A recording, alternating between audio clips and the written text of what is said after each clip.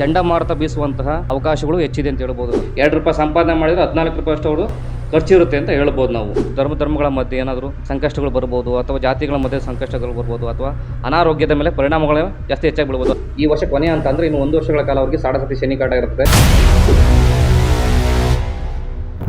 ವೀಕ್ಷಕರೇ, ನ್ಯೂಸ್ 100ಗೆ ಸ್ವಾಗತ. ನಾವಿವತ್ತು ಬಂದಿರೋದು ನಾಯಿಂಡಳ್ಳಿ ಮೆಟ್ರೋ ಲೇಔಟಲ್ಲಿರೋ ಬಲಮುರಿ ವಿನಾಯಕ ದೇವಸ್ಥಾನಕ್ಕೆ. ಈ ದೇವಸ್ಥಾನದ ವಿಶೇಷತೆ ಏನಪ್ಪಾ ಅಂದ್ರೆ, ಈ ಬಡವರ ಭಕ್ತಾದಿಗಳ ಪ್ರತಿಯೊಂದು ಇಚ್ಛಾಶಕ್ತಿ ಏನೇ ಇದ್ರೂ ಬಗೆಹರಿಸ್ಕೊಂತ ಬಂದಿರೋ ಈ ವಿನಾಯಕನ ದರ್ಶನ ಮಾಡಿದ್ರೆ ಸಾಕೊಂಡ್ರೆ ನಿಮ್ದು ಏನೇ ತೊಂದರೆ ಇದ್ರೂ ಬಗೆಹರಿಯುತ್ತೆ. ಅಷ್ಟೇ ಅಲ್ಲ, ಈ ಯುಗಾದಿ ಹಬ್ಬನೂ ಮುಗ್ದಿದೆ. ಯುಗಾದಿ ಹಬ್ಬ ನಮ್ಮೆಲ್ಲರಿಗೂ ಹೊಸ ವರ್ಷ ಅಂತ ನಿಮಗೂ ಕೂಡ ತಿಳಿದಿದೆ. ಹೌದು ವೀಕ್ಷಕರು, ಯುಗಾದಿ ಹಬ್ಬ ಮುಗ್ದಿದ್ರು ಕೂಡ ಈ ತಿಂಗಳು ನಮ್ಮ ಭವಿಷ್ಯ ಯಾವ ಥರ ಇದೆ, ಮತ್ತು ನಮ್ಮ ಭವಿಷ್ಯಕ್ಕೆ ಏನು ಪರಿಣಾಮಗಳಿದೆ, ಮತ್ತು ಆ ಪರಿಣಾಮಗಳು ಯಾವ ಥರ ಬೀರುತ್ತೆ, ಮತ್ತು ಅದನ್ನು ಹೆಂಗೆ ಪರಿಹಾರ ಮಾಡ್ಕೊಳ್ಳೋದು ಅಂತ ತಿಳ್ಕೊಬೇಕು ಅನ್ನೋದಾದರೆ ನಮ್ಮ ಗುರುಜಿ ಇದ್ದಾರೆ. ಬನ್ನಿ ಅವ್ರ ಹತ್ರ ವಿಚಾರಿಸೋಣ. ಗುರುಜಿ, ನಿಮ್ಮ ಹೆಸರು? ಸಾಯಿ ಯೋಗೇಶ್ ಅಂತ. ಹೇಳಿ ಗುರುಜಿ, ಈ 2024ನೇ ಯುಗಾದಿ ಅಂದರೆ ಉಗಾದಿ ಅಂದರೆ ನಮಗೆಲ್ಲ ಹೊಸ ವರ್ಷ ಅಂತ ನಿಮಗೂ ಗೊತ್ತು. ಈಗ ಹೊಸ ವರ್ಷದಲ್ಲಿ ನಮ್ಮ ಜನಗಳ ಭವಿಷ್ಯ ಯಾವ ಥರ ಇದೆ ಅದ್ರ ಬಗ್ಗೆ ಸ್ವಲ್ಪ ತಿಳಿಸ್ಕೊಡಿ. ಶ್ರೀ ಗುರು ಬ್ರಹ್ಮ ಗುರು ವಿಷ್ಣು ಗುರುದೇವೋ ಮಹೇಶ್ವರ ಗುರು ಸಾಕ್ಷಾತ್ ಪರಬ್ರಹ್ಮ ತಸ್ಮೈ ಶ್ರೀ ಗುರುವೇ ನಮಃ. ಗುರುವೇ ಸರ್ವಲೋಕಾನಾಂ ವಿಜಯೇ ಭವರೋಗಿಣಃ ಮಿತಗೆ ಸರ್ವವಿದ್ಯಾನಾಂ ದಕ್ಷಿಣಾಮೂರ್ತಯೇ ನಮಃ. ಪಂಚಾನನಾಥನೋಭೂತ ಪಂಚಾಕ್ಷರ ಮನುಪಮ ಪಂಚಸೂತ್ರಾಕೃತ ಒಂದೇ ಪಂಚಾಚಾರ್ಯ ಜಗದ್ಗುರುಂ. ಎಲ್ಲ ದೇವರುಗಳ ಆಶೀರ್ವಾದಗಳೊಂದಿಗೆ ಈ ವರ್ಷ 2024 ಕ್ರೋಧಿನಾಮ ಸಂವತ್ಸರದ ವರ್ಷವು ತುಂಬ ಚೆನ್ನಾಗಿದೆ. ಎಲ್ಲ ರಾಶಿಯ ಭವಿಷ್ಯಗಳನ್ನು ನೋಡೋಣ. ಈ ವರ್ಷ ಏನಂದರೆ 2024 ಅಂದರೆ 9/4/2024ರಿಂದ ಯುಗಾದಿ ಪ್ರಾರಂಭವಾಗುತ್ತೆ. ಅಂದರೆ ಹೊಸ ವರ್ಷ. ನಮ್ಮ ಹಿಂದೂ ಸಂಸ್ಕೃತಿಯ ಪ್ರಕಾರ, ಹಿಂದೂ ಧಾರ್ಮಿಕ ಪ್ರಕಾರ ನಮಗೆ ಹೊಸ ವರ್ಷ ಪ್ರಾರಂಭವಾಗುವುದು ಯುಗಾದಿಯಿಂದ ಯುಗಾದಿಗೆ. ಮತ್ತು ಈ ವರ್ಷ ರಾಜನಾಗಿ ಅಂದರೆ 2024ರಲ್ಲಿ ರಾಜನಾಗಿ ಕುಜಗ್ರಹನಾಗಿರ್ತಾನೆ ಮತ್ತು ಮಂತ್ರಿಯಾಗಿ ಶನಿ ಗ್ರಹ ಮಂತ್ರಿಯಾಗಿರುತ್ತಾನೆ. ಈ ವರ್ಷ 2 ಆಧಾರದ ಮೇಲೆ ಅಂದರೆ 2 ಗ್ರಹದ ಆಧಾರದ ಮೇಲೆ ಈ ವರ್ಷವು ಹೆಚ್ಚು ಮಳೆಯಾಗುವಂತಹ ಸಾಧ್ಯತೆಗಳು ಹೆಚ್ಚಿದೆ ಅಂತ ಹೇಳ್ಬೋದು ಈ ವರ್ಷ, ಆಯಿತಾ. ಮತ್ತು ಚಂಡಮಾರುತ ಬೀಸುವಂತಹ ಅವಕಾಶಗಳು ಹೆಚ್ಚಿದೆ ಅಂತ ಹೇಳ್ಬೋದು. ಅಂದರೆ ಯಾವ ಭಾಗ ಅಂತ ನೀವು ಕೇಳ್ಬೋದು. ಚಂಡಮಾರುತ ಯಾವ ಭಾಗದಲ್ಲಿ ಅತಿ ಹೆಚ್ಚು ಬೀಳ್ಬೋದು ಅಂತ ನೀವು ಕೇಳ್ಬೋದು. ಆದರೆ ಈ ವರ್ಷ ಉತ್ತರ ಭಾಗ ಅಂದರೆ ನಾವು ಕರ್ನಾಟಕದ ಉತ್ತರ ಭಾಗ ಅಂತ ಏನು ಹೇಳ್ತೀವಿ, ಉತ್ತರ ಕರ್ನಾಟಕ ಅಂತ ಏನು ಹೇಳ್ತೀವಿ, ಅಲ್ಲಿ ಅತಿ ಹೆಚ್ಚು ಮಳೆ ಆಗುವಂತಹ, ಅತಿ ಹೆಚ್ಚು ಪ್ರವಾಹವಾಗುವಂತಹ ಸಾಧ್ಯತೆಗಳು ಹೆಚ್ಚಾಗಿ ಇರ್ತದೆ ಈ ಸಲ 2024ರಲ್ಲಿ. 2024ನೇ ಪ್ರಕಾರ ಯಾವ ರಾಶಿಗೆ ಪಂಚಾಂಗದ ಪ್ರಕಾರ ಯಾವ ಲಾಭ ಇದೆ, ನಷ್ಟ ಇದೆ ತಿಳ್ಕೊಳ್ಳೋಣ ಬನ್ನಿ. ನಮ್ಮ ಯೋಗೇಶ್ ಗುರುಜಿ ಅವರು ಅದನ್ನು ತಿಳಿಸ್ಕೊಡ್ತಾರೆ. ಈ ವರ್ಷ ಆದಾಯದ ಪ್ರಕಾರ ಅಂದರೆ ಆದಾಯ ಮತ್ತು ವ್ಯಯ ಅಂದರೆ ಎಷ್ಟಿರುತ್ತೆ ಅಂತಂದ, ಯಾವ ರಾಶಿಯವರಿಗೆ ಎಷ್ಟು ನಷ್ಟ ಇರುತ್ತೆ, ಎಷ್ಟು ಆದಾಯ ಇರುತ್ತೆ ಅಂತ ನೋಡ್ಕೊಳ್ಳೋಣ. ಮೊದಲನಾಗಿ ಮೇಷ ಮತ್ತು ವೃಶ್ಚಿಕ ರಾಶಿಯವರಿಗೆ 8 ರೂಪಾಯಿ ಆದಾಯ ಇದ್ದರೆ 14 ರೂಪಾಯಿ ವ್ಯಯ ಇರುತ್ತೆ. ಅಂದರೆ 8 ರೂಪಾಯಿ ಅವ್ರು ಸಂಪಾದನೆ ಮಾಡ್ತಾರೆ ಅಂದರೆ 14 ರೂಪಾಯಿ ಅವ್ರು ಖರ್ಚು ಮಾಡ್ತಕ್ಕಂಥ ಅವಕಾಶಗಳು ಹೆಚ್ಚಾಗಿರುತ್ತೆ. ಮತ್ತು ಎರಡನೇದಾಗಿ ವೃಷಭ ಮತ್ತು ತುಲಾ ರಾಶಿಯವರಿಗೆ 2 ರೂಪಾಯಿ ಆದಾಯ ಇದ್ದರೆ 8 ರೂಪಾಯಿ ನಷ್ಟ ಆಗ್ತಕ್ಕಂಥದ್ದು. ಅಂದರೆ 2 ರೂಪಾಯಿ ದುಡಿತಾರೆ, 8 ರೂಪಾಯಿ ಕಷ್ಟ ಆಗುತ್ತೆ ಅಂದರೆ ನಷ್ಟ ಆಗುತ್ತೆ ಅಂತ ಒಂದು ಇದಿರುತ್ತೆ. ಮತ್ತು ಮೂರನೇದಾಗಿ ಮಿಥುನ ಮತ್ತು ಕನ್ಯಾ ರಾಶಿಯವರಿಗೆ 5 ರೂಪಾಯಿ ಆದಾಯ ಇದ್ದರೆ 5 ರೂಪಾಯಿ ನಷ್ಟ ಇರುತ್ತೆ. ಅಂದರೆ 5 ರೂಪಾಯಿ ದುಡಿತಾರೆ, ಅಷ್ಟೇ 5 ರೂಪಾಯಿ ಖರ್ಚು ಮಾಡ್ತಾರೆ, ಆಯಿತಾ. ಆನಂತರ ಕರ್ಕಾಟಕ ರಾಶಿ ಅವರು 5 ರೂಪಾಯಿ ಸಂಪಾದನೆ ಮಾಡಿದರೆ 11 ರೂಪಾಯಿ ಅವರು ಕಳ್ಕೊಳ್ತಾರೆ. ಅಂದರೆ ನಷ್ಟ ಅಂದರೆ ಕಳೆದುಕೊಳ್ತಾರೆ ಅಂತ ಹೇಳ್ಬೋದು. ನಂತರ ಸಿಂಹ ರಾಶಿಯವರು 2 ರೂಪಾಯಿ ಆದಾಯ ಗಳಿಸಿದರೆ ಅಂದರೆ ಅವ್ರು ಖರ್ಚು ಮಾಡ್ತಕ್ಕಂಥದ್ದು ಎಷ್ಟು, 14 ರೂಪಾಯಿ. 2 ರೂಪಾಯಿ ಸಂಪಾದನೆ ಮಾಡಿದರೆ 14 ರೂಪಾಯಿ ಅಷ್ಟು ಅವರು ಖರ್ಚಿರುತ್ತೆ ಅಂತ ಹೇಳ್ಬೋದು ನಾವು. ಮತ್ತು ಧನುಸ್ಸು ಮತ್ತು ಮೀನರಾಶಿಯವರು 11 ರೂಪಾಯಿ ಅವ್ರು ಸಂಪಾದನೆ ಮಾಡಿದರೆ, ಆದಾಯ ಗಳಿಸಿದರೆ 5 ರೂಪಾಯಿ ಖರ್ಚು ಮಾಡ್ತಕ್ಕಂಥ ಅವಕಾಶ ಇರುತ್ತೆ ಅವರಿಗೆ. ಮತ್ತು ಮಕರ ರಾಶಿ ಮತ್ತು ಕುಂಭರಾಶಿಯವರಿಗೆ 14 ರೂಪಾಯಿ ಆದಾಯ ಗಳಿಸ್ತಾರೆ, ಹಂಗೆ 14 ರೂಪಾಯಿ ಅವ್ರು ಖರ್ಚು ಮಾಡ್ತಾರೆ ಅಂತ ಹೇಳ್ಬೋದು. ಅಂದರೆ ಬರುತ್ತೆ ಹಂಗೆ ಹೋಗುತ್ತೆ ಅಂತ ಹೇಳ್ಬೋದು. ಈ ವರ್ಷದ ಆದಾಯ ವ್ಯಯ ಅಂತ ಹೇಳ್ಬೋದು ಈ ರಾಶಿಗಳಿಗೆ. ಗುರುಜಿ, 2024ರಲ್ಲಿ ಗುರು ಬದಲಾವಣೆ ಆಗ್ತಾ ಇದ್ದಾರೆ. ಸೊ ಇದರಿಂದ ನಮ್ಮ ವೀಕ್ಷಕರಿಗೆ ಅನುಕೂಲ ಇದೆಯಾ ಇಲ್ಲ ಅನಾನುಕೂಲ ಇದೆಯಾ, ಮತ್ತು ರಾಜಕೀಯದಲ್ಲಿ ಏನಾರು ಬದಲಾವಣೆ ಆಗೋ ಚಾನ್ಸಸ್ ಇದೆಯಾ, ಇದ್ರ ಬಗ್ಗೆ ಸ್ವಲ್ಪ ತಿಳಿಸ್ಕೊಡ್ತೀರಾ? ಖಂಡಿತ. 2024ರಲ್ಲಿ ಬಹಳಷ್ಟು ಬದಲಾವಣೆ ಆಗ್ತಕ್ಕಂಥ ಅವಕಾಶ ತುಂಬ ಇದೆ, ಆಯಿತಾ. 2024ರಲ್ಲಿ ತುಂಬ ಅಂದರೆ ರಾಜಕೀಯದಲ್ಲೂ ಕೂಡ ವಿಶೇಷವಾಗಿ ತುಂಬ ಬದಲಾವಣೆ ಆಗ್ತಕ್ಕಂಥ ಅವಕಾಶ ಹೆಚ್ಚಿದೆ, ಆಯಿತಾ.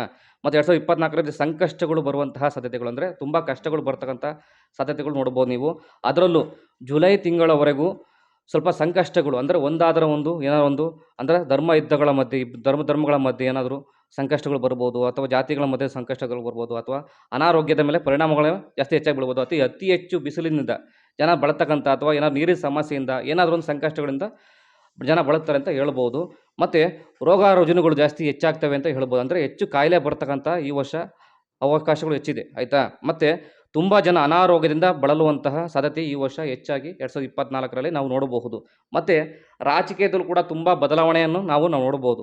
ಯಾವ ರೀತಿ ಅಂತಂದರೆ ಹಲವಾರು ಪಕ್ಷಗಳು, ಅಂದರೆ ಅತಿ ಹೆಚ್ಚು ಪಕ್ಷಗಳು ಸೇರಿ ಒಂದು ಪಕ್ಷ ಚುಕ್ಕಾಣಿ ಹಿಡಿಯುವಂತಹ ಸಾಧ್ಯತೆಗಳು ಈ ವರ್ಷ ಹೆಚ್ಚಾಗಿ ಇದೆ ಅಂತ ನಾವು ಹೇಳ್ಬೋದು. ಅಂದರೆ ಒಂದು ಪಕ್ಷಕ್ಕೆ ಹೆಚ್ಚು ಬಲ ಬರುವಂತಹ ಸಾಧ್ಯತೆ ಇದೆ, ಆದರೆ ಅದು ಸಾಕಾಗೋದಿಲ್ಲ. ಆದರೆ ಇನ್ನೊಬ್ಬರ ಸಪೋರ್ಟು ತೆಗೆದುಕೊಳ್ಳಬೇಕಾಗುತ್ತದೆ ನಾವು, ಆಯಿತಾ. ಮತ್ತು ಯಾವುದೇ ಒಂದು ಪಕ್ಷ ಪೂರ್ಣ ಬಹುಮತವನ್ನು ಬರುವುದಿಲ್ಲ, ಇನ್ನೊಂದು ಪಕ್ಷದ ಮೇಲೆ ಪರಿಣಾಮ ಬಿದ್ದೇ ಬೀಳುತ್ತೆ. ಆವಾಗ ಮೈತ್ರಿಯನ್ನು ಮಾಡಿಕೊಳ್ಳಬೇಕಂತ ಪರಿಸ್ಥಿತಿ ಬಂದೇ ಬರುತ್ತೆ, ಆಯಿತಾ. ಮತ್ತು ಯಾವುದೇ ಪಕ್ಷ ಅಧಿಕಾರ ಬಂದಾಗ ಸ್ಥಿರವಾಗಿ ಆಡಳಿತ ಮಾಡುವಂತಹ ಅವಕಾಶ ಇಲ್ಲ. ಮತ್ತು ಏನಾದರೂ ಒಂದು ಸಮಸ್ಯೆ ಬಂದು ಮತ್ತೆ ಅದು ಪಕ್ಷ ಏನಾದರೂ ಇದಾಗಿ ಮತ್ತೆ ಬಿಡುವಂತಹ, ಮತ್ತೆ ಪುನಃ ಎಲೆಕ್ಷನ್ ಅಂದರೆ ಮತ್ತೆ ಮತಯಾಚನೆ ಮಾಡುವಂತಹ ಅವಕಾಶವೂ ಬರುವಂತಹ ಸಾಧ್ಯತೆ ಇದೆ. 2024 ಚುನಾವಣೆ ಇದು ಶುಭಕರವಲ್ಲ. ಅಂದರೆ ಈ ಎಲೆಕ್ಷನಲ್ಲಿ ಬಂದಂತಹ ಪರಿಣಾಮಗಳು, ರಿಸಲ್ಟ್ ಆಗಿರ್ಬೋದು, ತುಂಬ ಒಂದು ಆಶ್ಚರ್ಯಕರವಾಗಿ ಇರುತ್ತೆ ಎಂದು ಜನಗಳು ಹೇಳ್ಬೋದು ನಾವು 2024ರಲ್ಲಿ. ಗುರುಜಿಯವರೇ, ಈ ರಾಶಿಯವರಿಗೆ ಏನು ಪರಿಣಾಮಗಳು ಬೀಳುತ್ತೆ, ಮತ್ತು ಅದಕ್ಕೆ ಏನಾದ್ರು ಪರಿಹಾರ ಯಾವ ಥರ ಮಾಡ್ಕೊಬೋದು, ಯಾವ ರಾಶಿಗೆ ಏನು ಫಲ ಇದೆ? ಗುರುಗಳೇ, ಈಗ ಮಕರ ರಾಶಿ ಬಗ್ಗೆ ತಿಳಿಸ್ಕೊಡಿ. ಖಂಡಿತ. ಈಗ ಮಕರ ರಾಶಿ ಅವರಿಗೆ ಈ ವರ್ಷ ಸ್ವಲ್ಪ ಒಳ್ಳೆಯ ಫಲ ಅಂತ ಹೇಳ್ಬೋದು. 2024 ಅವರಿಗೆ ಒಳ್ಳೆಯ ಫಲ ಅಂತ ಹೇಳ್ಬೋದು. ಯಾಕೆಂದರೆ ಇಷ್ಟು ವರ್ಷ ಅವರು ಸ್ವಲ್ಪ ತುಂಬ ಸಾಡಸಾತಿ ಶನಿ ಕಾಟದಿಂದ ಸ್ವಲ್ಪ ತುಂಬ ಕಷ್ಟ ಇತ್ತು ಅವರಿಗೆ. ಈ ವರ್ಷ ಕೊನೆ ಅಂತ ಅಂದರೆ ಇನ್ನು 1 ವರ್ಷಗಳ ಕಾಲ ಅವರಿಗೆ ಸಾಡಸಾತಿ ಶನಿ ಕಾಟ ಇರ್ತದೆ. ಅವ್ರಿಗೆ ಶನಿ ಕಾಟ ಮುಗಿಯುತ್ತೆ. ಈಗ ಮೇ 1 ತಾರೀಕು ಅಂತ ಅವರಿಗೆ ಪಂಚಮದಲ್ಲಿ ಗುರು ಬರ್ತಾನೆ. ಸಾಕಷ್ಟು ವರ್ಷ ಪೂರ್ತಿ ಅವರಿಗೆ ಶುಭ ಫಲ ಅಂತ ಹೇಳ್ಬೋದು. ಅವರಿಗೆ ಒಳ್ಳೆಯ ಸ್ಥಾನಮಾನ ಸಿಗ್ತಕ್ಕಂಥ ಅವಕಾಶ ಇದೆ. ಓದಲ್ಲಿ ಬಂದಲ್ಲಿ ಒಳ್ಳೆ ಗೌರವ ಸಿಗ್ತಕ್ಕಂಥ ಯೋಗ ಇದೆ, ಮತ್ತು ಅಭಿವೃದ್ಧಿಯನ್ನು ಕಾಣ್ತಕ್ಕಂಥ ಯೋಗ ಇದೆ ಈ ವರ್ಷ ಅವರಿಗೆ. ಮತ್ತು ಮಾನಸಿಕವಾಗಿ ಶಾಂತಿಯನ್ನು ಪ್ರಾಪ್ತಿಯಾಗತಕ್ಕಂಥ ಅವಕಾಶ ಇದೆ. ಮತ್ತು ಎಷ್ಟು ಜನ ಮನಸ್ಸಲ್ಲಿ ಎಷ್ಟು ಜನ ಕಷ್ಟಪಟ್ಟಿರ್ತಾರೆ, ಈ ವರ್ಷ ಅವರಿಗೆ ಸ್ವಲ್ಪ ಮನಸ್ಸಿಗೆ ಸಮಾಧಾನ ಸಿಗ್ತಕ್ಕಂಥ ಅವಕಾಶ ಇದೆ ಅಂತ ಹೇಳ್ಬೋದು. ಮನೆಯಲ್ಲಿ ಶುಭ ಕಾರ್ಯಗಳನ್ನು ಮಾಡ್ತಕ್ಕಂಥ ಯೋಗಗಳು ಇರುತ್ತದೆ. ಸಾಕಷ್ಟು ಅವಕಾಶಗಳು ಈ ಸಲ ಅವರಿಗೆ ಸಿಗ್ತಕ್ಕಂಥ ಮಕರ ರಾಶಿಯವರಿಗೆ ಇದೆ ಅಂತ ಹೇಳ್ಬೋದು. ಮತ್ತು ಹೆಣ್ಣು ಮಕ್ಕಳಿಗೆ ಕೆಲಸದಲ್ಲಿ ಮನ್ನಣೆ ಸಿಗ್ತಕ್ಕಂಥದ್ದು, ಅಥವಾ ಪ್ರಮೋಷನ್ ಆಗ್ತಕ್ಕಂಥದ್ದು, ಅಥವಾ ಸಾಮಾಜಿಕವಾಗಿ ಹೊರಗಡೆ ಅವರಿಗೆ ಒಳ್ಳೆ ಸ್ಥಾನಮಾನ ಸಿಗ್ತಕ್ಕಂಥದ್ದು ಅವಕಾಶ ಹೆಚ್ಚಿದೆ ಅಂತ ಹೇಳ್ಬೋದು. ಮತ್ತು ಸರ್ಕಾರದಿಂದ ಈ ರಾಶಿಯವರು ಹೆಚ್ಚು ಸೌಲಭ್ಯಗಳನ್ನು ಪಡೆತಕ್ಕಂಥ ಅವಕಾಶವು ಈ ವರ್ಷ ಅವರಿಗೆ ಮಕರ ರಾಶಿಯವರಿಗೆ ಇದೆ ಅಂತ ಹೇಳ್ಬೋದು. ಮತ್ತು ಹೆಣ್ಣು ಮಕ್ಕಳಿಗೆ ಈ ವರ್ಷ ಹೆಚ್ಚು ಅವಕಾಶಗಳು, ಒಳ್ಳೆಯ ಉನ್ನತ ಸ್ಥಾನಮಾನ ಸಿಗ್ತಕ್ಕಂಥ ಅವಕಾಶವು ಈ ಮಕರ ರಾಶಿಯವರಿಗೆ ಈ ವರ್ಷ ಇದೆ ಅಂತ ಹೇಳ್ಬೋದು. ಮತ್ತು ಆರೋಗ್ಯದಲ್ಲಿ ನೋಡಿದಾಗ ಇವರಿಗೆ ಹೆಚ್ಚಾಗಿ ಅಲರ್ಜಿ ಸಮಸ್ಯೆ ಬರ್ತಕ್ಕಂಥ ಅವಕಾಶ ಇರ್ತದೆ. ಆದಷ್ಟು ಅವರು ಎಣ್ಣೆಯ ಪದಾರ್ಥಗಳನ್ನು ಸ್ವಲ್ಪ ಕಡಿಮೆ ಮಾಡುವುದು ಉತ್ತಮ. ಮತ್ತು ಇದಕ್ಕೆ ಪರಿಹಾರ ಏನಪ್ಪ ಅಂದರೆ ಹೆಚ್ಚಾಗಿ ಇವರು ಹನುಮಾನ ದೇವರು, ಅಂದರೆ ಆಂಜನೇಯ ಸ್ವಾಮಿ ಅಥವಾ ಶನೀಶ್ವರ ಸ್ವಾಮಿಯ ಹೆಚ್ಚು ಆರಾಧನೆ ಮಾಡೋದು ಇವರು ಒಳ್ಳೆಯದು. ಮತ್ತು ಪ್ರತಿ ಶನಿವಾರ ಶನೀಶ್ವರ ಅಥವಾ ಆಂಜನೇಯ ಸ್ವಾಮಿ ದರ್ಶನ ಮಾಡೋದು, ತುಳಸಿ ಅರ್ಚನೆ ಪೂಜೆ ಮಾಡಿಸ್ತಕ್ಕಂಥದ್ದು, ಅಥವಾ ಕರಿ ಎಳ್ಳಿನ ಮಾಡ್ತಕ್ಕಂಥ ಪ್ರಸಾದವನ್ನು ದೇವರಿಗೆ ನೈವೇದ್ಯ ಮಾಡಿಸಿ ಆನಂತರ ಭಕ್ತಾದಿಗಳು ಹಂಚೋದು. ಉದಾಹರಣೆಗೆ ಪುಳಿಯೋಗರೆ ಆಗಿರ್ಬೋದು, ಪುಳಿಯೋಗರನ್ನು ಒಂದು 9 ಶನಿವಾರ ಪ್ರಸಾದವನ್ನು ಮಾಡಿ ದೇವರಿಗೆ ನೈವೇದ್ಯ ಮಾಡಿ ಆನಂತರ ಭಕ್ತಾದಿಗಳು ಅಂತ ಬಂದರೆ ಸ್ವಲ್ಪ ಅವ್ರಿಗೆ ಕಷ್ಟಗಳೆಲ್ಲ ಕಡಿಮೆ ಆಗುತ್ತೆ, ಅನುಕೂಲ ಆಗುತ್ತೆ. ಸಾಧ್ಯವಾದ ಶನಿವಾರ ಇವರು ಹನುಮಾನ್ ಚಾಲೀಸ್ ಪಠನೆ ಮಾಡೋದು ಅವರಿಗೆ ಹೆಚ್ಚಿನ ಒಳ್ಳೆಯ ಫಲ ಅಂತ ಹೇಳ್ಬೋದು. ಖಂಡಿತ ಕುಂಭರಾಶಿಯವರು ಈ ಸಲ ಗಂಭೀರವಾದಂತಹ ಸಮಸ್ಯೆಗಳು ಬರ್ತವೆ. ಏಕೆಂದರೆ ಲಗ್ನದಲ್ಲೇ ಈ ಸಲ ಕುಂಭರಾಶಿಯಲ್ಲಿ ಈ ಸಲ ಶನಿ ಮಹಾತ್ಮ ಇರೋದ್ರಿಂದ ಸ್ವಲ್ಪ ಅವರಿಗೆ ಸ್ವಲ್ಪ ಏರುಪೇರು ಆಗ್ತಕ್ಕಂಥ ಅವಕಾಶಗಳು ಹೆಚ್ಚಿರುತ್ತದೆ. ಕೈಗೆ ಬಂದ ತುತ್ತು ಬಾಯಿಗೆ ಬರಲ್ಲ. ಅಂದರೆ ಎಷ್ಟೇ ಕಷ್ಟಪಡ್ತಾರೆ, ಆದರೆ ಕಷ್ಟಪಟ್ಟಿದ್ದು ಅವರಿಗೆ ಖುಷಿ ಪಡೋಕ್ಕಾಗಲ್ಲ, ತೃಪ್ತಿ ಇರಲ್ಲ ಅವರಿಗೆ. ಹಾಗಾಗಿ ಮತ್ತು ಈ ಮೆಕ್ಯಾನಿಕ್ಕು ಮತ್ತು ಲೋಹಕ್ಕೆ ಸಂಬಂಧಪಟ್ಟಂತಹ ಕೆಲಸ ಮಾಡ್ತಕ್ಕಂಥವ್ರು ಅಥವಾ ಎಣ್ಣೆ ವ್ಯಾಪಾರಿಗಳು, ಮತ್ತು ಇವರಿಗೆ ಸ್ವಲ್ಪ ಕಷ್ಟ ನಷ್ಟಗಳು ಆಗ್ತಕ್ಕಂಥ, ಏರುಪೇರು ಆಗ್ತಕ್ಕಂಥ ವ್ಯವಹಾರಗಳಲ್ಲಿ ಮತ್ತು ನಷ್ಟಗಳನ್ನು ಕಾಣತಕ್ಕಂಥ ಅವಕಾಶಗಳು ಹೆಚ್ಚಾಗಿರ್ತದೆ. ಮತ್ತು ಎಲ್ಲ ಇದ್ದರೂ ಕೂಡ ನೆಮ್ಮದಿ ಇರಲ್ಲ ಅವರಿಗೆ. ಸ್ವಲ್ಪ ಮನಸ್ಸಿಗೆ ಸ್ವಲ್ಪ ಏನಾದರೂ ಸಮಾಧಾನ ಇರಲ್ಲ ಅವರಿಗೆ. ಎಷ್ಟೇ ಪ್ರಯತ್ನ ಮಾಡ್ತಾರೆ, ಎಲ್ಲ ಅನುಕೂಲ ಮಾಡ್ಕೊತಾರೆ, ಎಲ್ಲ ಕೆಲಸ ಮಾಡ್ತಾರೆ, ಆದರೆ ಅವರಿಗೆ ಸಂಜೆ ಅಷ್ಟೊತ್ತಿಗೆ ನೆಮ್ಮದಿ ಇರಲ್ಲ ಅವರಿಗೆ. ಕಷ್ಟಪಡ್ತಕ್ಕಂಥ ಯೋಗ ಇರುತ್ತೆ. ಮತ್ತು ಸಾಕಷ್ಟು ಸಂಕಷ್ಟಗಳು ಎದುರಾಗುವಂತಹ ಈ ವರ್ಷ ಅವರಿಗೆ ಕಾಣಬಹುದು, ಆಯಿತಾ. ಮತ್ತು ಆರೋಗ್ಯದಲ್ಲಿ ನೋಡಿದಾಗ ವಾತರೋಗ ಮತ್ತು ಪಿತ್ತರೋಗ ಹೆಚ್ಚಾಗಿ ಬರ್ತಕ್ಕಂಥ ಅವಕಾಶಗಳು ಈ ಕುಂಭರಾಶಿಯವರಿಗೆ ಈ ವರ್ಷ ನೋಡಬಹುದು. ಮತ್ತು ದೇಹದ ತೂಕ ಹೆಚ್ಚಾಗುವಂತಹ ಸಾಧ್ಯತೆಗಳು ಬರುವಂತಹ ಅವಕಾಶ ಹೆಚ್ಚಿರುತ್ತದೆ. ಮತ್ತು ಹೆಚ್ಚು ಆಯಾಸ ಆಗ್ತಕ್ಕಂಥ ಅವಕಾಶಗಳು ಈ ರಾಶಿಯವರಿಗೆ ಈ ವರ್ಷ ಕಾಣಬಹುದು. ಸ್ವಲ್ಪ ಆಹಾರ ಪದಾರ್ಥಗಳನ್ನು ಏರುಪೇರು ಮಾಡ್ತಕ್ಕಂಥ, ಅಂದರೆ ಸರಿಯಾದ ಟೈಮಿಗೆ ತಿನ್ನೋಕ್ಕಾಗಲ್ಲ ಅವರಿಗೆ ಕೆಲವರಿಗೆ. ಹಾಗಾಗಿ ಆಹಾರ ಪದಾರ್ಥದಲ್ಲಿ ಸ್ವಲ್ಪ ಕರೆಕ್ಟಾಗಿ ಅದನ್ನು ನೋಡಿಕೊಂಡು ಪಾಲನೆ ಮಾಡೋದು ಉತ್ತಮ. ಮತ್ತು ಇದಕ್ಕೆ ಪರಿಹಾರ ಏನಪ್ಪ ಅಂತಂದರೆ ಎಳ್ಳೆಣ್ಣೆ ಸ್ನಾನವನ್ನು ಮಾಡಬೇಕು ಅವರು, ಮತ್ತು ಕಪ್ಪು ವಸ್ತ್ರವನ್ನು ದಾನವಾಗಿ ಕೊಡಬೇಕು. ಅದು ಪ್ರತಿ ಶನಿವಾರ ಶನಿ ಮಹಾತ್ಮ ಆಗಿರ್ಬೋದು ಅಥವಾ ಆಂಜನೇಯ ಸ್ವಾಮಿ ಆಗಿರ್ಬೋದು, ಆ ದೇವರಿಗೆ ಕಪ್ಪು ವಸ್ತ್ರವನ್ನು ದಾನವಾಗಿ ಕೊಡಬಹುದು. ಮತ್ತು ಬನ್ನಿ ಮರವನ್ನು 7 ಬಾರಿ ಪ್ರದಕ್ಷಿಣೆಯನ್ನು ಹಾಕಬೇಕು. ಮತ್ತು ಇದಕ್ಕೆ ಪರಿಹಾರ ಮಂತ್ರ ಏನಪ್ಪ ಅಂದರೆ ಓಂ ರೀಂ ಅರ್ಘಾಯ ನಮಃ ಅಥವಾ ಕೂರ್ಮಾವತಾರ ಧ್ಯಾನವನ್ನು ಇವರು ಮಾಡುವುದು ಇವರಿಗೆ ಹೆಚ್ಚಿನ ಒಳ್ಳೆಯ ಫಲವು ಈ ಕುಂಭರಾಶಿಯವರಿಗೆ ಈ ಸಲ ನೋಡಬಹುದು ಅಂತ ಹೇಳ್ಬೋದು. ಮೀನರಾಶಿಯವರಿಗೆ ಈ ವರ್ಷ ಮಿಶ್ರ ಫಲ ಅಂತ ನಾವು ಹೇಳ್ಬೋದು ಅವರಿಗೆ. ಏಕೆಂದರೆ ಆರಂಭಿಕ ಕಾಲ ಅವರಿಗೆ ಅದೃಷ್ಟ ಕಾಲ ಅಂತ ಹೇಳ್ಬೋದು, ಮಧ್ಯಮ ಕಾಲದಲ್ಲಿ ಅವರಿಗೆ ಸ್ವಲ್ಪ ಮಿಶ್ರ ಫಲ ಅಂತ ಹೇಳ್ಬೋದು. ಎಲ್ಲವೂ ಕೂಡಿ ಬರುವಂತಹ ಅವಕಾಶವು ಈ ಮೀನರಾಶಿಯವರಿಗೆ ಈ ವರ್ಷ ಇದೆ ಅಂತ ಹೇಳ್ಬೋದು. ಇಚ್ಛೆ ಅಂದರೆ ಇಷ್ಟಪಟ್ಟಿದ್ದನ್ನು ಈ ವರ್ಷ ಈಡೇರಿಸುವಂತಹ ಅವಕಾಶವಿದೆ. ಮತ್ತು ಉದ್ಯೋಗದಲ್ಲಿ ಶುಭ ಅಂತ ಹೇಳ್ಬೋದು. ಮತ್ತು ವ್ಯಾಪಾರದಲ್ಲಿ ಲಾಭವನ್ನು ನೋಡ್ತಕ್ಕಂಥ ಅವಕಾಶವಿದೆ. ಮತ್ತು ಯಾರಾದರೂ ವಿದೇಶಕ್ಕೆ ಹೋಗ್ತಕ್ಕಂಥ ಅವಕಾಶವು, ಯಾರಾದರೂ ಪ್ಲಾನಿಂಗ್ ಇಟ್ಕೊಂಡಿದ್ದಾರೆ ಮೀನರಾಶಿಯವರು, ಈ ವರ್ಷ ಅವರಿಗೆ ಖಂಡಿತ ಅವ್ರಿಗೆ ಕೈಗೂಡುವಂತಹ ಯೋಗವು ಇದೆ ಅಂತ ಹೇಳ್ಬೋದು. ಮತ್ತು ಮನೆ ಕಟ್ಟುವಂತಹ ಯಾರಾದರೂ ಪ್ಲಾನಿಂಗ್ ಇದ್ದರೆ ಅಥವಾ ಯೋಚನೆಗಳಿದ್ದರೆ ಖಂಡಿತ ಅವರಿಗೆ ಈ ವರ್ಷ ಮನೆ ಕಟ್ಟಕ್ಕಂಥ ಯೋಗ ಇದೆ. ಜುಲೈವರೆಗೂ ಅವರಿಗೆ ಸ್ವಲ್ಪ ಶೇರ್ ಮಾರ್ಕೆಟು ಇನ್ವೆಸ್ಟ್ಗಳಲ್ಲಿ ಇವುಗಳು ಸ್ವಲ್ಪ ಲಾಭ ತರ್ತಕ್ಕಂಥ ಅವಕಾಶ ಇದೆ. ಎಲ್ಲಿವರೆಗೂ ಮೇ 1 ತಾರೀಕುವರೆಗೂ ಸ್ವಲ್ಪ ಏನಾದರೂ ಒಂದು ಇನ್ವೆಸ್ಟ್ ಮಾಡಬೇಕು ಅಂತ ಇದ್ದರೆ ಅದಕ್ಕಿಂತ ಮುಂಚೆ ಅವರಿಗೆ ಒಳ್ಳೆ ಅನುಕೂಲ ಆಗುತ್ತೆ ಅಂತ ಹೇಳ್ಬೋದು. ಜುಲೈ ನಂತರ ಸ್ವಲ್ಪ ಅದನ್ನು ಇನ್ವೆಸ್ಟ್ ಮಾಡೋದು ಅಥವಾ ಶೇರ್ ಮಾರ್ಕೆಟಲ್ಲಿ ಹಣವನ್ನು ಹೂಡಿಕೆ ಮಾಡ್ತಕ್ಕಂಥ ಸ್ವಲ್ಪ ಕಡಿಮೆ ಮಾಡಬೇಕು. ಆನಂತರ ನಷ್ಟ ಆಗ್ತಕ್ಕಂಥ ಅವಕಾಶಗಳು ಹೆಚ್ಚಾಗಿರ್ತದೆ. ಮತ್ತು ಮಹಿಳೆಯರಿಗೆ ಉದ್ಯೋಗದಲ್ಲಿ ಪ್ರಗತಿಯನ್ನು ಹೊಂದತಕ್ಕಂಥ ಅವಕಾಶ ಈ ವರ್ಷ ಹೆಚ್ಚಾಗಿ ಇರ್ತದೆ. ಅಂದರೆ ಮಹಿಳೆಯರಿಗೆ ಹೆಚ್ಚಾಗಿ ಕೆಲಸದಲ್ಲಿ ಪ್ರಮೋಷನ್ ಸಿಗ್ತಕ್ಕಂಥ ಅವಕಾಶಗಳು ಹೆಚ್ಚಾಗಿರ್ತದೆ ಅಥವಾ ಸ್ಯಾಲ್ರಿ ಹೆಚ್ಚಾಗ್ತಕ್ಕಂಥ ಅವಕಾಶಗಳು ಬರ್ತದೆ.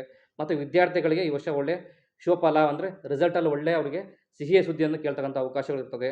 ಮತ್ತು ಶ್ರಮಕ್ಕೆ ತಕ್ಕ ಫಲ ಅಂತ ಹೇಳ್ಬೋದು. ಈ ರಾಶಿಯವರು ಈ ವರ್ಷ ಏನೇ ಕೆಲಸ ಮಾಡಿದ್ರು ಕೂಡ ಅವರ ಶ್ರಮಕ್ಕೆ ತಕ್ಕ ಫಲವನ್ನು ಅವರು ಪ್ರತಿಫಲವನ್ನು ನೋಡಬಹುದು. ಮತ್ತು ಸರ್ಪದೋಷದಿಂದ ಕೆಡುಕು ಸಾಧ್ಯತೆ ಆಗುವಂತಹ ಅವಕಾಶಗಳು ಹೆಚ್ಚಾಗಿರ್ತದೆ. ರೈತರಿಗೆ ಶುಭ ಫಲ ಅಂತ ಹೇಳ್ಬೋದು. ಮತ್ತು ಬೆಳೆದ ಬೆಳೆಗೆ ಒಳ್ಳೆಯ ಫಲವನ್ನು ಅವರು ನೋಡಬಹುದು. ಮತ್ತು ಇವರಿಗೆ ಹೆಚ್ಚಾಗಿ ಆರೋಗ್ಯ ಸಮಸ್ಯೆ ಏನಪ್ಪ ಅಂದರೆ ನರ ದೌರ್ಬಲ್ಯ ಅಥವಾ ಮಾನಸಿಕವಾಗಿ ಕುಗ್ಗುವಿಕೆ ಅಥವಾ ಇತರ ಸಮಸ್ಯೆಗಳನ್ನು ಸಣ್ಣ ಪುಟ್ಟ ಸಮಸ್ಯೆ ನೋಡಬಹುದು. ಇದಕ್ಕೆ ಪರಿಹಾರ ಏನಪ್ಪ ಅಂತಂದರೆ ಗುರುವಿನ ನಾಮ ಜಪಿಸುವುದು. ಪ್ರತಿ ಗುರುವಾರ ಕಡಲೆಕಾಳಿಂದ ಮಾಡ್ತಕ್ಕಂಥ ಪ್ರಸಾದಗಳನ್ನು ಪ್ರತಿ ಗುರುವಾರ ರಾಯರಾಗಿರ್ಬೋದು ಅಥವಾ ಗುರು ರಾಘವೇಂದ್ರ ಸ್ವಾಮಿ ಆಗಿರ್ಬೋದು ಅಥವಾ ಸಾಯಿಬಾಬಾ ದೇವಸ್ಥಾನಗಳಾಗಿರ್ಬೋದು ದೇವರಿಗೆ ನೈವೇದ್ಯವನ್ನು ಮಾಡಿಸಿ ಆನಂತರ ಭಕ್ತಾದಿಗಳಿಗೆ ದಾನವಾಗಿ ಪ್ರಸಾದವನ್ನು ಕೊಡ್ತಾ ಬಂದರೆ ಇವ್ರಿಗೆ ಸ್ವಲ್ಪ ಆರೋಗ್ಯದಲ್ಲೆಲ್ಲ ಅನುಕೂಲ ಆಗುತ್ತೆ. ಮತ್ತು ಕೆಟ್ಟ ಫಲಗಳನ್ನು ದೂರವಾಗಿ ಒಳ್ಳೆಯ ಫಲಗಳನ್ನು ಅವರು ಸ್ವೀಕಾರ ಮಾಡ್ಬೋದು. ಮತ್ತು ಆದಷ್ಟು ಇವರು ಹರಳಿ ಮರವನ್ನು ಅಂದರೆ ಅರಳಿ ಮರವನ್ನು 21 ಬಾರಿ ಪ್ರದಕ್ಷಿಣೆ ಹಾಕಿದರೆ ಇವರಿಗೆ ಒಳ್ಳೆಯದು. ಮತ್ತು ಮೀನರಾಶಿಯವರು ಈ ವರ್ಷ ಗೋಸೇವೆ ಅಂದರೆ ಹಸುವಿಗೆ ಪಾದ ಪೂಜೆ ಮಾಡೋದಾಗಿರ್ಬೋದು ಅಥವಾ ಬಾಲ ಮುಟ್ಟಿ ನಮಸ್ಕಾರ ಮಾಡೋದಾಗಿರ್ಬೋದು ಅಥವಾ ಗೋಮಾತೆಗೆ ಅಕ್ಕಿ ಬೆಲ್ಲವನ್ನು ತಿನ್ನಿಸುತ್ತಾ ಬಂದರೆ ಇವರಿಗೆ ಇರ್ತಕ್ಕಂಥ ಕಷ್ಟಗಳೆಲ್ಲ ಆದಷ್ಟು ಬೇಗ ನಿವಾರಣೆ ಆಗ್ತಕ್ಕಂಥ ಯೋಗವು ತುಂಬ ಫಲ ಸಿಗುತ್ತೆ ಅಂತ ಹೇಳ್ಬೋದು. ಮತ್ತು ಪರಿಹಾರ ಮಂತ್ರ ಏನಪ್ಪ ಅಂದರೆ ಓಂ ನಮೋ ಭಗವತೆ ದಕ್ಷಿಣಮೂರ್ತಯೇ ನಮಃ ಅಂತ ಇವರು ಪಠಣೆಯನ್ನು ಮಾಡಬೇಕು. 11 ಬಾರಿ ಆಗಬಹುದು ಅಥವಾ 21 ಬಾರಿ ಆಗಬಹುದು. ಸಾಧ್ಯವಾದರೆ 51 ಬಾರಿ ಆದರೂ ಮಾಡಬಹುದು. ಇವರಿಗೆ ಇಷ್ಟನ್ನು ಮಾಡಿ ಬಂದರೆ ಖಂಡಿತ ಅವರಿಗೆ ಒಳ್ಳೆಯ ಫಲವನ್ನು ಕಾಣಬಹುದು. ನೋಡಿದ್ರಲ್ಲ ವೀಕ್ಷಕರೇ, ಪ್ರತಿಯೊಂದು ರಾಶಿ ಬಗ್ಗೆನೂ ತಿಳ್ಕೊಂಡಿದ್ದಾಯಿತು. ನಿಮ್ಮ ರಾಶಿಗೆ ಯಾವ ಪರಿಣಾಮ ಬೀಳುತ್ತೆ ಮತ್ತು ಅದಕ್ಕೆ ಏನು ಪರಿಹಾರ ಅನ್ನೋದು ನಮ್ಮ ಶ್ರೀ ಯೋಗಿ ಗುರುಜಿಯವರು ತಿಳಿಸ್ಕೊಟ್ಟಿದ್ದಾರೆ. ಅಷ್ಟೇ ಅಲ್ಲ, ನಿಮ್ಮ ಗಣೇಶನ ದೇವಸ್ಥಾನ ನಾಯಿಂಡಳ್ಳಿ ಮೆಟ್ರೋ ಲೇಔಟಲ್ಲಿರೋ ಗಣೇಶನ ದೇವಸ್ಥಾನಕ್ಕೆ ನೀವು ಕೂಡ ಭೇಟಿ ಕೊಡ್ಬೋದು. ನಿಮ್ದು ಏನೇ ಕಷ್ಟ ಇದ್ದರೂ, ಬೆಟ್ಟದಷ್ಟು ಕಷ್ಟ ಇದ್ರೂ ಕೂಡ ಕರಗಿ ನೀರಾಗುತ್ತೆ ಅನ್ನೋದ್ರಲ್ಲಿ ಬೇರೆ ಮಾತಿಲ್ಲ. ಒಂದ್ಸಲ ದೇವ್ರ ಮೇಲೆ ಭಕ್ತಿ ಇಡಿ, ಬನ್ನಿ ನೀವು ಕೂಡ ದೇವಸ್ಥಾನಕ್ಕೆ ಬನ್ನಿ. ನಮ್ಮ ಸಾಯಿ ಯೋಗೇಶ್ ಗುರುಜಿಯವರು ಕೂಡ ನಮ್ಮ ಜೊತೆಲಿದ್ದಾರೆ. ಅವರ ನಂಬರ್ ಕೂಡ ನಿಮಗೆ ಕೊಡ್ತಾರೆ. ನಿಮ್ಗೆ ಯಾವುದೇ ಕಠಿಣವಾದ ಸಮಸ್ಯೆ ಇದ್ರೂ ಕೂಡ ಅವ್ರಿಗೆ ಕಾಲ್ ಮಾಡೋಕ್ಕೆ ಮುಖಾಂತರ ನೀವು ಬಗೆಹರಿಸ್ಕೊಬೋದು. ಅಥವಾ ಅವ್ರನ್ನ ಒಮ್ಮೆ ಭೇಟಿ ಕೊಟ್ಟು ನೀವು ಸಮಸ್ಯೆಗಳಿಗೆ ಪರಿಹಾರ ತಿಳ್ಕೊಬೋದು. ಬನ್ನಿ ಇವಾಗ ಅವ್ರ ಕಡೆನೇ ಮಾತಾಡ್ಸೋಣ. ಎಲ್ಲರಿಗೂ ವೀಕ್ಷಕರಿಗೆ ನಮಸ್ಕಾರಗಳು. ಸರ್ವೇ ಜನ ಸುಖಿನೋ ಭವಂತು. ಎಲ್ಲರೂ ಶುಭವಾಗಲಿ. ನಮ್ಮ ಹೆಸರು ಶ್ರೀ ಸಾಯಿ ಯೋಗೇಶ್ ಪಂಡಿತ್ ಅಂತ, ಜ್ಯೋತಿಷ್ಯರು ಮತ್ತು ಪರಿಹಾರ ಪ್ರವೀಣರು ಮತ್ತು ಭಾರತೀಯ ಜ್ಯೋತಿರ್ವಿಜ್ಞಾನದಿಂದ ಪುರಸ್ಕೃತರು, ಅಂದರೆ ಸನ್ಮಾನ ಕೂಡ ಆಗಿದೆ. ಹಾಗಾಗಿ ನಿಮಗೆ ಏನೇ ಒಂದು ಕಷ್ಟ ಇದ್ದರೂ ಕೂಡ ಬಲಮುರಿ ಮಹಾಗಣಪತಿ ದೇವಸ್ಥಾನ, ಮೆಟ್ರೋ ಲೇಔಟು, ನಾಯಿಂಡಹಳ್ಳಿ, ನೀವು ಇಲ್ಲಿ ಬಂದು ಸಂಪರ್ಕ ಮಾಡ್ಬೋದು. ನನ್ನ ವಿಳಾಸ ಬಂದು ನಾಯಿಂಡಹಳ್ಳಿ ಆಗಿರ್ತದೆ ಮತ್ತು ಮನೆಯ ವಿಳಾಸ ಬಂದು ಚಿಕ್ಕಬಾಣವರ, ಬೆಂಗಳೂರು ಆಗಿರ್ತದೆ. ನಿಮ್ಗೇನು ಸಮಸ್ಯೆ ಇದ್ದರೂ ಕೂಡ ನನ್ನ ನಂಬರ್ಗೆ ಕರೆ ಮಾಡಬಹುದು ಅಥವಾ ಚಾಟ್ ಮುಖಾಂತರ ನೀವು ಸಂಪರ್ಕ ಮಾಡ್ಬೋದು. ನನ್ನ ನಂಬರು 9483331414, 9996665449. ಈ 2 ನಂಬರ್ಗೆ ನೀವು ಸಂಪರ್ಕ ಮಾಡಬಹುದು. ಎಲ್ಲರಿಗೂ ಒಳ್ಳೆಯದಾಗಲಿ. ಸರ್ವೇ ಜನ ಸುಖಿನೋ ಭವಂತು. ಜೈ ಶ್ರೀರಾಮ್.